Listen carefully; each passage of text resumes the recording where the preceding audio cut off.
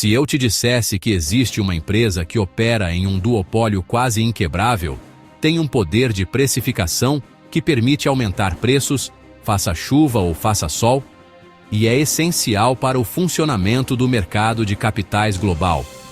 Você se interessaria? Hoje vamos fazer um mergulho profundo na Moody's Corporation, ticker MCO. Não vamos falar apenas de gráficos de curto prazo. Vamos dissecar a tese de investimento. Como ela ganha dinheiro, por que é tão difícil competir com ela, os riscos reais e a solidez do seu balanço.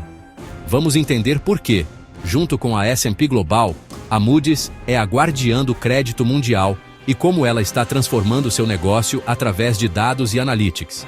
Se você gosta de análises fundamentadas, já deixa o like e se inscreve. Vamos para a tese. O modelo de negócios. Para entender a Moody's, precisamos dividir a empresa em duas grandes avenidas. Muitos acham que é apenas uma agência de rating, mas a história mudou. 1. Moody's Investor Service.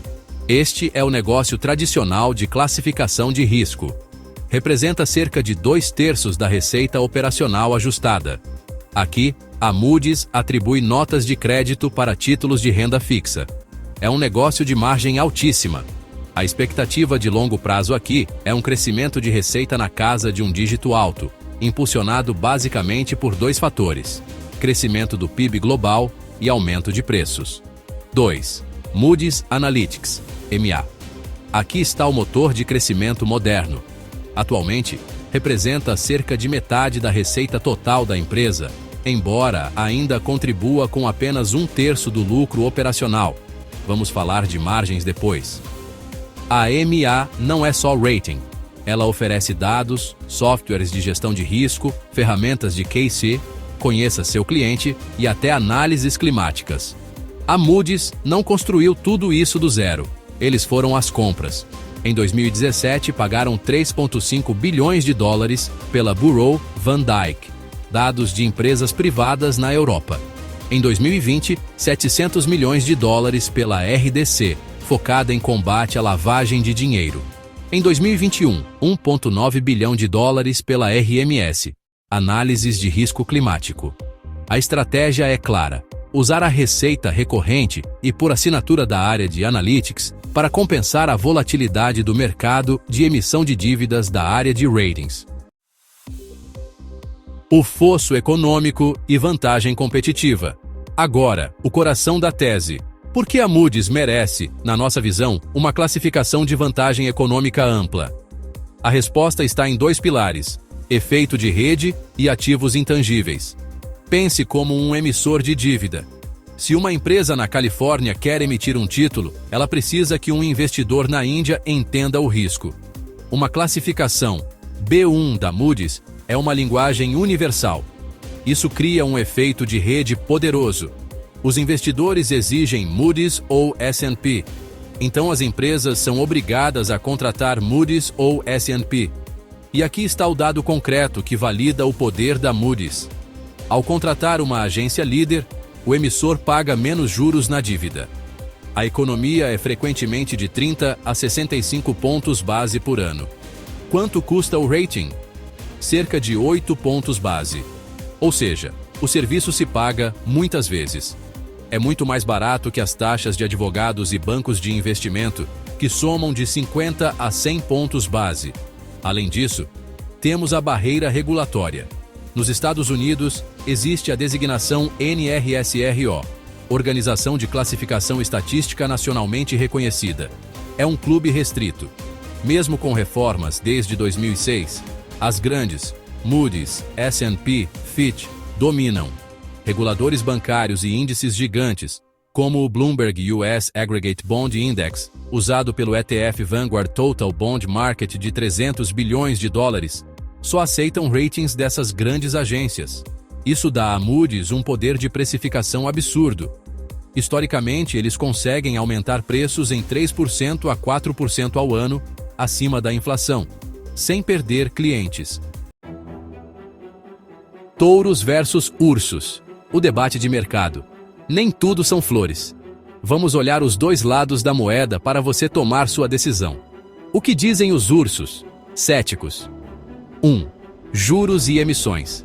Taxas de juros mais altas e a desalavancagem corporativa podem secar a fonte de emissão de novos títulos.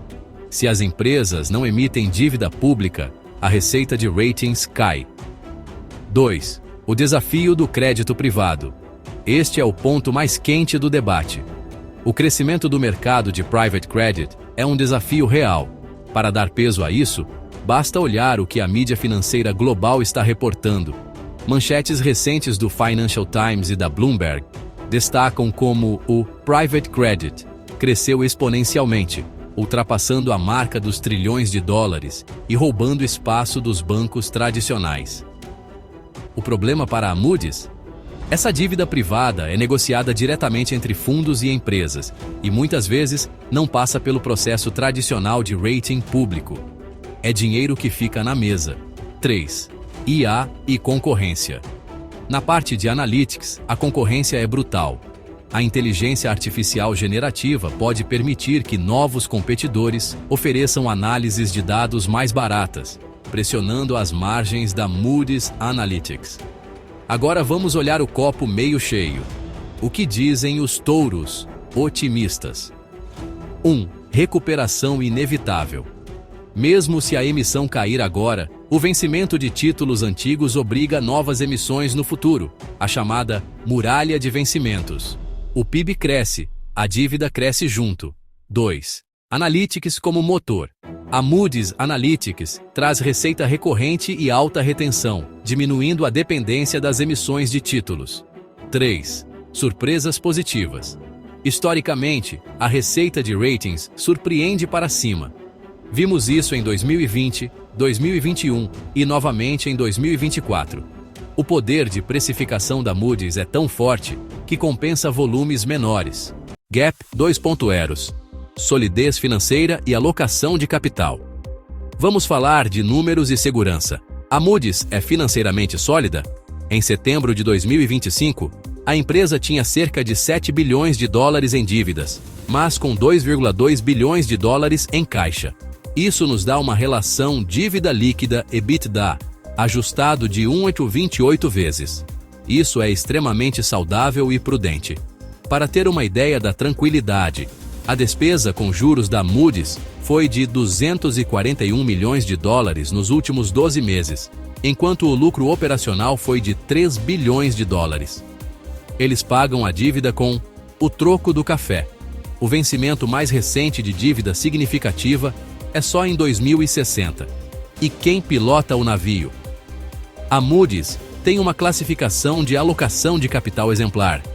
Eles retornam dinheiro ao acionista de forma agressiva.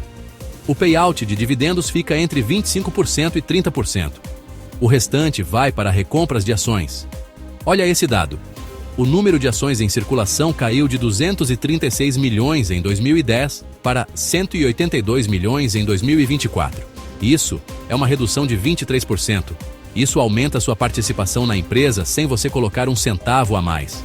O atual CEO, Robert Fauber, assumiu em 2021 e tem focado na estratégia de integrar dados e riscos climáticos. A compra da RMS foi na gestão dele, o que parece fazer sentido estratégico. Fatores de lucro e riscos. Olhando para o futuro, de onde virá o lucro? A nossa projeção é de um crescimento médio anual de receita de 8,5% até 2029. Ratings deve crescer cerca de 7,4% ao ano. Analytics deve crescer quase 10% ao ano.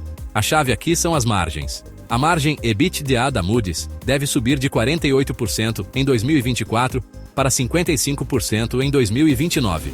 O pulo do gato está na Moody's Analytics. A margem desse segmento hoje é de 31-33%, mas espera-se que chegue a 40% em 2029. À medida que vendem mais software e dados com custos fixos, o lucro explode. Mas, cuidado com os riscos, ESG e regulatórios. A Moody's tem um passado. Em 2017, pagaram 864 milhões de dólares em multas relacionadas à crise do subprime. Risco de manchete e regulamentação sempre existem. Além disso, por ser global, há riscos cambiais e geopolíticos. Mas, até agora, a empresa provou ser resiliente a tudo isso. Conclusão e veredito. Resumindo a tese da Moody's Corp, MCO, estamos diante de uma empresa com um fosso competitivo largo, protegida por regulação e efeitos de rede. Ela tem um negócio tradicional que é uma vaca leiteira, ratings, e um negócio em crescimento acelerado, analytics, que está se tornando mais eficiente. A solidez financeira permite que eles comprem concorrentes de dados ou comprem as próprias ações, gerando valor para o acionista. Apesar dos riscos de juros altos e crédito privado, a necessidade global de padronização de risco mantém a Moody's no centro do sistema financeiro. Não falamos de preço justo aqui hoje, pois isso muda com o mercado, mas focamos na qualidade do negócio. E a qualidade é inegável. E você? Acha que o crescimento do private credit vai derrubar as agências de rating? Ou a Moody's vai continuar dominando? Deixe sua opinião nos comentários. Se esse vídeo te ajudou a entender a empresa, compartilhe com seu grupo de investidores. Obrigado por assistir e nos vemos na próxima análise.